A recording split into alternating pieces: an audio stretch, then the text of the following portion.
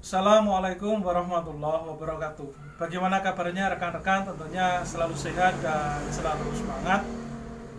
Rekan-rekan, sebagai seorang guru dalam rangka kita memberikan informasi, pengetahuan, dan teknologi kepada peserta didik, tentunya menjadikan kita belajar sekaligus dalam rangka pencapaian sebuah akademik, baik untuk internal diri kita maupun yang nantinya sebagai bekal peserta didik dalam mengarungi pendidikan di tingkat berikutnya maupun dalam rangka berkehidupan di masyarakat. Sebelumnya kita sudah mempelajari bagaimana proses belajar pada saat kita memposisikan menjadi seorang siswa. Tentunya yang ditekankan adalah seperti kita belajar dengan air, di mana air pasti akan mengalir dari tempat yang tinggi menuju tempat yang rendah, sehingga manakala ember yang kita bawa itu berada di atas air, maka air tidak serta-merta dapat sampai ke atas karena memang sifat air itu mengalir. Sehingga dalam rangka belajar, pastikan posisi peserta didik atau siswa ini berada di bawah, sehingga apapun informasi yang diberikan oleh Bapak Ibu guru tentunya dapat diterima dengan sebaik-baiknya oleh peserta didik. Kemarin kita sudah mempelajari, mengilustrasikan bagaimana sebuah proses belajar seorang pelajar kita ilustrasikan sebagai aliran air. Kita belajar dengan air. Pada kesempatan kali ini kita akan mempelajari bagaimana teknis kita mengajar atau filosofi kita secara psikologis mengajar. Kita masih akan belajar dengan air. Kalau yang kemarin kita belajar dengan air yang mengalir, hari ini seorang pengajar kita ilustrasikan seperti orang yang sedang membersihkan aliran di sungai. Di proses belajar kemarin ada beberapa aktivitas agar proses belajar tersebut siswa dalam menerima ilmu dan pengetahuan yang disampaikan oleh rekan-rekan guru ini dapat menerima dengan nyaman. Tentunya di situ ada proses mengalir, kemudian dalam belajar selalu dinamis, adanya perubahan, kemudian Bapak Ibu guru yang berkualitas berani mengambil posisi resiko yang ada di situ, sehingga dalam menghadapi siswa-siswa yang bermasalah yang tidak sesuai dengan norma-norma yang sudah ditentukan, ini rata-rata Bapak Ibu guru tentunya menghindar dari permasalahan tersebut. Kemudian bagaimana belajar tersebut siswa dapat bergairah atau termotivasi. Esensinya dalam belajar adalah bacalah dengan nama Tuhanmu yang telah menjadikan dari segumpal darah. Tuhan Allah Subhanahu wa taala Maha Pengasih dan Maha Penyayang. Sebagai seorang guru, idealnya bagaimana kita memposisikan, kita memberi kepada peserta didik dengan seikhlas mungkin. Dan kita harus menyayangi mereka sama seperti kita menyayangi anak-anak kita sendiri, saudara-saudara kita sendiri, memperlakukan mereka. Ada kalanya kita harus agak lebih tegas, kemudian ada kalanya kita memang butuh kelonggaran. Bagaimana filosofinya dalam kita mengajar? Mengajar ini saya ibaratkan seperti tukang bersih-bersih sungai. Apa aktivitas pada saat kita bersih-bersih sungai? Aktivitas yang pertama, mungkin kita akan melihat bagaimana aliran sungai yang berada di situ. Tidak setiap saat alirannya selalu stagnan. Ada kalanya pada saat hari hujan, air sungai keluar kemana-mana, bah di mana-mana, dalam jumlah yang banyak bisa mengakibatkan banjir. Seorang guru dalam mengajar juga sama, bagaimana memposisikan sebagai seorang yang senantiasa mengawasi pola tingkah peserta didik. Ada beberapa peserta didik yang memang dalam sebuah komunitas-komunitas tertentu atau kelompok-kelompok tertentu yang memang membuat sebuah pergerakan yang tidak sesuai dengan lazimnya atau yang tidak sesuai dengan norma yang berlaku, tata tertib yang berlaku. Komunitas ini bisa berdasar pada satu tujuan, satu visi, satu misi. Ada sebagian atau sekelompok siswa yang memang sukanya menggambar, maka beberapa personil peserta didik atau siswa tersebut berkomunitas, berkumpul. Ada siswa yang sukanya bermain sepak bola, maka akan membuat sebuah komunitas. Yang putri ada komunitas suka memasak, suka melihat televisi, maka itu jadi satu komunitas, di mana komunitas tersebut tentunya selalu tercover, selalu diawasi oleh Bapak Ibu guru pada saat mendidik. Gejolak-gejolak ini selalu dipahami, komunitas ini larinya kemana, karena pada saat kita masuk ke dalam komunitas tersebut, maka akan dengan mudah memberikan pengaruh, karena komunitas tersebut biasanya mempunyai satu arah, satu tujuan tertentu. Kalau memang komunitas tersebut sukanya menggambar, kita masuk ke komunitas tersebut dengan bagaimana kita memberikan motivasi atau semangat kita sebagai seorang pelukis, agar seolah-olah dalam tanda kutip kita memang mempunyai hobi dan keinginan juga yang tinggi dalam menggambar. Pada saat berolahraga, bagaimana agar kita bisa masuk ke komunitas tersebut atau kelompok-kelompok tersebut dengan kita berbicara mengenai suatu hal olahraga yang memang sama, satu visi, satu tujuan dengan komunitas olahraga. Dengan kita bisa masuk ke komunitas-komunitas tersebut, maka proses mengajar kita akan lebih mudah tentunya, karena secara psikologis kita tidak mungkin mentransfer ilmu dan pengetahuan manakala tidak ada kesamaan, tidak ada match antara apa yang kita sampaikan sebagai seorang tenaga pendidik dengan para siswa yang akan menerima informasi ilmu dan pengetahuan. Beda kalau kita hanya sekedar memberikan pengetahuan tanpa adanya proses mendidik. Karena secara psikologi kita baru bisa memberikan kalau kita satu frekuensi. Sama seperti radio, pada saat kita ingin membunyikan radio dengan suara yang jernih, informasi yang jernih, maka frekuensinya kita samakan terlebih dahulu. Yang berikutnya saya ilustrasikan bahwa proses mengajar ini sama seperti kita berada di sungai yang kotor. Kita harus mengangkat sampah-sampah terlebih dahulu. Kalau tadi kita di awal sudah melihat bagaimana aliran air yang mengalir, fluktuatif siswa dalam kelompok-kelompok yang terkadang juga menjadi sebuah gejolak karena jumlahnya besar. Yang berikutnya adalah bahwa sampah-sampah yang ikut di dalam arus air tersebut juga beraneka ragam, sehingga kita akan mengambil sampah-sampah terlebih dahulu, akan kita pilah dan kita pilih. Di dalam kita mengajar dalam sebuah komunitas atau dalam sebuah kelas, terkadang beraneka ragam latar belakang ekonomi keluarga mereka masing-masing, beraneka latar belakang pendidikan orang tua dari mereka, dari berbagai latar belakang keinginan masuk dalam sekolah tersebut. Karena begitu banyaknya arah pemikiran, kemudian asal-usul dari mereka, saya ibaratkan sebagai sebuah sampah yang menggumpal dalam jumlah yang banyak, tentunya kita harus memilah-milah terlebih dahulu. Kita kelompokkan.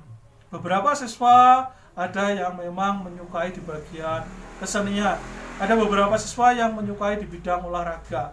Kita harus mempunyai sebuah peta kelas yang tentunya juga valid dan informatif. Setiap saat bisa kita baca kondisi real para siswa yang ada di kelas tersebut. Kalau sudah kita kelompok-kelompokkan masing-masing, baru kita pilih. Agar pada saat kita mengajar lebih efektif, maka kita pilih personel-personel di dalam komunitas tersebut, dalam kelompok tersebut sebagai mitra Bapak Ibu guru sekalian, sahabat terdekat Bapak Ibu guru sekalian, sehingga nanti informasinya kita bisa lebih cepat karena kita melewati beberapa tutor sebaya atau beberapa teman-teman mereka, perwakilan dari masing-masing kelompok, karena kita sudah memilah dan kita sudah memilih. Tahapan pertama melihat bagaimana jumlah air yang ada di situ. Yang kedua, sampah yang mengalir di situ. Kita ibaratkan dalam sebuah kelas tidak semuanya berlatar belakang punya visi untuk belajar. Ada beberapa di antaranya memang enggan untuk belajar. Ada beberapa di antaranya justru malah menghambat proses belajar itu sendiri. Sehingga sampah-sampah atau kotoran-kotoran tersebut harus kita bersihkan terlebih dahulu. Dengan kita masuk ke komunitas, kemudian kita dekat dengan sebagian kelompok dari perwakilan masing-masing komunitas, kita akan ngobrol dari hati ke hati. Apa yang seharusnya dilakukan oleh seorang pelajar dalam menghadapi sebuah sistem belajar. Sampah-sampah tadi harus kita bersihkan terlebih dahulu. Siswa-siswa yang tidak sesuai dengan visinya, malas belajar, enggan sekolah, kemudian banyak problematika secara psikologis dari rumah, kita bersihkan terlebih dahulu dengan cara kita bisa face to face, kita memanggil siswa tersebut sebagai wali kelas atau sebagai guru BP, ataupun kita dapat memanggil orang tua dengan adanya kerjasama dengan orang tua. Karena kalau aliran air tersebut masih banyak sampah, tidak memungkinkan air jernih tersebut bisa sampai ke tujuan karena terhalang oleh kotoran-kotoran. Sama seperti kita pada saat kita mentransfer ilmu dan pengetahuan kita. Terkadang kita tidak sampai pada tujuan karena memang ada beberapa siswa yang karena tidak kemampuannya dan banyaknya problematika, sehingga justru menghambat teman-teman yang punya niatan untuk belajar. Sampah-sampah tersebut kita bersihkan terlebih dahulu. Proses membersihkannya, ada proses yang membersihkan dengan cara harus disikat sampah tersebut, kemudian kita manfaatkan kembali. Ada juga yang memang bisa kita daur ulang, kemudian kita masukkan ke tempat sampah. Sebagai contoh misalnya sampahnya sampah plastik, tidak memungkinkan untuk kita cuci, sudah kita taruh di tempat yang bagus, kemudian setelah sudah tertata dalam jumlah banyak, kita manfaatkan untuk penutup air hujan secara langsung ataupun matahari secara langsung di sela-sela bunga, sehingga tidak bunga di dalam pot, sehingga tidak muncul rumput-rumput. Sama di kelas, bagaimana kita mengolah kelas agar transfer ilmu pengetahuan tersebut dapat lancar, maka siswa-siswa yang betul-betul tidak punya visi untuk belajar, banyak permasalahan dari keluarganya, kita panggil terlebih dahulu, kita posisikan spesial untuk belajar, untuk mengejar ketertinggalan atau belajar justru materi yang lain, sehingga pastikan mereka asik terlebih dahulu atau suka terlebih dahulu terhadap Bapak Ibu guru. Kemudian ada yang prosesnya tidak keras atau tidak harus dicuci, sampah tersebut dapat langsung dimanfaatkan, misalnya sampah ranting pohon, buah-buahan, sisa makanan, itu kita bisa keringkan, kemudian kita berikan kepada hewan piaraan, kemudian atau kita keringkan, kemudian kita jadikan pupuk kompos. Prosesnya sama, mungkin tidak terlalu berat. Siswa-siswa yang hanya malas untuk belajar, kemudian kita panggil, kita berikan sedikit motivasi, kemudian bisa menjadi pupuk-pupuk untuk teman-teman yang memang secara kemampuan agak berkurang. Meskipun apa yang disampaikan itu tidak terlalu banyak, tetapi paling tidak sudah mengurangi beban transformasi ilmu dan pengetahuan dari Bapak Ibu guru. Yang berikutnya adalah, kalau sampah-sampah tadi sudah kita bersihkan, aliran banjir di dalam sungai bagian bawah terdapat pasir dan lumpur. Kita harus kerja keras, kita harus ekstra. Bagaimana kita menggali pasir-pasir yang ada di situ, kotoran yang ada di situ, lumpur yang ada di situ, sehingga aliran transformasi ilmu dan pengetahuan dapat berjalan dengan lancar. Kalau sungai tersebut banyak sekali kotoran yang menumpuk, tanah yang menumpuk, lumpur yang menumpuk, airnya tinggi, yang seharusnya secara volume air tersebut dapat mengalir dengan lancar, karena begitu banyaknya tumpukan lumpur, sehingga menghambat laju aliran sungai tersebut. Begitu juga di sekolah. Bagaimana menjadi seorang pengajar? Ada beberapa lumpur. Saya ilustrasikan adalah wali siswa atau orang tua siswa. Anaknya mungkin bisa sudah kita bersihkan, tapi orang tua siswa banyak masalah. Ada yang karena perceraian sehingga anak jadi korban. Ada karena beban untuk bayar SPP, anak juga bermasalah. Ada yang tidak memungkinkan untuk belajar di rumah karena sekarang transformasi teknologi komunikasi dengan menggunakan handphone. Akses handphone susah. Dari orang tua tidak ada kontribusi, tidak ada penyemangat kepada anak, kepada peserta didik, akhirnya ini juga menjadi beban. Sehingga bagaimana lumpur-lumpur ini kita bersihkan? Bagaimana kita panggil wali siswa, kita panggil orang tua, kita ajak berdiskusi bagaimana menentukan arah kebijakan agar siswa tersebut bisa sampai ke tujuan, lebih-lebih siswa tersebut sampai berprestasi.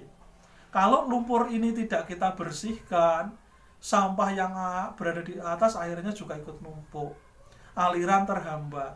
Kalau orang tua ini tidak kita ajak bersama, mungkin di sekolahnya bisa kita ajak belajar para peserta didik. Tapi begitu sudah sampai di rumah, tidak adanya komunikasi, sehingga semuanya bisa hancur. Bahkan durasi waktu yang digunakan itu lebih banyak di rumah, sehingga kalau Bapak Ibu guru bertanggung jawab di sekolah, kemudian setelah selesai aktivitas di sekolah pulang ke rumah, maka tidak ada pengawasan dari orang tua, maka tentunya belajar yang sudah disampaikan oleh Bapak Ibu guru juga akan mubazir. Sehingga perlu adanya komunikasi. Yang berikutnya saya ibaratkan adalah bahwa sungai tersebut penuh dengan batu. Besar-besar sekali, tidak memungkinkan kita menggunakan cangkul, sama seperti kita membersihkan lumpur tadi.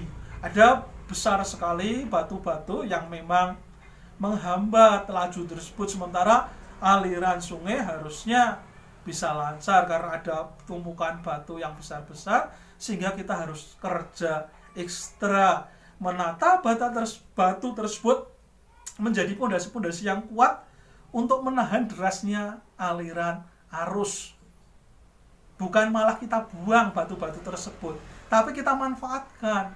Kita tata dengan serapi mungkin, kita tata dengan pondasi konstruksi yang kuat agar aliran arus ini justru bisa lancar, sehingga pada saat ada air lebih, ini bisa menjadi penopang buat lintasan karena adanya batu-batu besar. Sama saya ilustrasikan dalam kehidupan kita di sekolah. Saat kita mengajar, kita ada institusi yang menaungi, yaitu Dinas Pendidikan atau Kementerian Agama. Kalau misalnya sekolahnya di kelautan, SMK Kelautan, Perikanan, maka di bawah Departemen atau Kementerian Kelautan. Kita akan bernaung di bawah batu-batu yang besar. Tidak mungkin kita akan meninggalkan mereka karena mereka yang memberikan naungan kepada kita. Bagaimana caranya kita sebagai seorang pengajar? Maka kita memanfaatkan batu-batu tersebut. Batu-batu yang besar kita ilustrasikan adalah aparat pemerintahan yang ada di desa. Kalau itu ruang lingkupnya adalah SD PAUD. Kemudian kalau ruang lingkupnya adalah setingkat SLTP, maka jangkauannya pemerintahan kabupaten. Kemudian kalau jangkauannya adalah setingkat SLTA, itu pemerintahan di wilayah provinsi. Begitu juga di perguruan tinggi, ruang lingkupnya adalah di Kementerian Pendidikan. Tentu batu-batu tersebut tidak kita singkirkan. Bagaimana prosedur yang sudah dibuat dalam bentuk KKM-nya, dalam bentuk RPP-nya, petunjuk teknis, petunjuk pelaksanaan yang ada yang dari atas, tentu kita manfaatkan. Kemudian pada saat kita ada permasalahan, kita sesuaikan dengan aturan main, perundang-undangan yang berlaku di situ. Sehingga kita tidak meninggalkan batu-batu besar, tapi kita manfaatkan sebagai fondasi. Pada saat gedung sekolah kita misalnya rusak, maka kita punya batu-batu besar sebagai fondasi. Kita punya orang tua di desa, kita ada pemerintahan desa yang dapat kita mintai kontribusinya untuk ikut berpartisipasi membangun sekolah. Di tingkat kabupaten, di situ ada SLTP, kita juga bisa meminta kontribusinya kepada pemerintahan kabupaten. Sehingga dengan adanya kerjasama yang bagus seperti itu, tentunya transformasi belajar dan pembelajaran dapat berjalan dengan lancar. Bagaimana seorang guru tersebut secara psikologi bisa melihat peluang-peluang tersebut dari kita mulai membersihkan sungai sampai kita menata batu. Kalau kita tidak selalu teruji, kita tidak selalu berdiskusi dengan teman sejawat, bertanya kepada atasan. Sehingga meskipun jumlah tenaga pendidik banyak, ada beberapa yang memang sama sekali hanya mencari titik aman. Karena pada saat kita menemui siswa, kita mengundang orang tua, berdiskusi, kalau lancar, kalau ada masalah, kita juga menjadi batu sandungan pemikiran yang harus kita hadapi. Kemudian kita bertemu dengan pemerintahan. Itu bukan perkara yang mudah. Dibutuhkan tenaga pemikiran, kelonggaran, keikhlasan dari seorang tenaga pengajar. Saya yakin rekan-rekan bukanlah tenaga pengajar yang hanya mencari titik aman saja, ngekor dengan guru-guru yang lain, hanya ikut-ikutan, tetapi saya yakin rekan-rekan adalah seorang tenaga pengajar yang memang handal, di mana dapat melihat situasi transformasi yang ada di dalam kelas, bagaimana berkomunikasi dengan orang tua dengan tetap mengedepankan kekeluargaan, kemudian bagaimana kita berkomunikasi dengan pemerintahan, dengan dinas pendidikan, dinas Kementerian Agama, Departemen Agama, agar transformasi ilmu dan pengetahuan kita kepada peserta didik dapat lancar. Semoga materi ini bermanfaat kepada rekan-rekan guru maupun calon tenaga pendidik agar menjadi guru yang handal, guru yang tidak hanya sekedar mencari titik aman, tetapi guru inovatif, kreatif yang bisa menjadi teladan buat rekan-rekan guru yang lain. Semoga bermanfaat. Jangan lupa like, share kepada teman-teman yang lain, kemudian subscribe. Terima kasih. Saya Heri. Wassalamualaikum warahmatullahi wabarakatuh.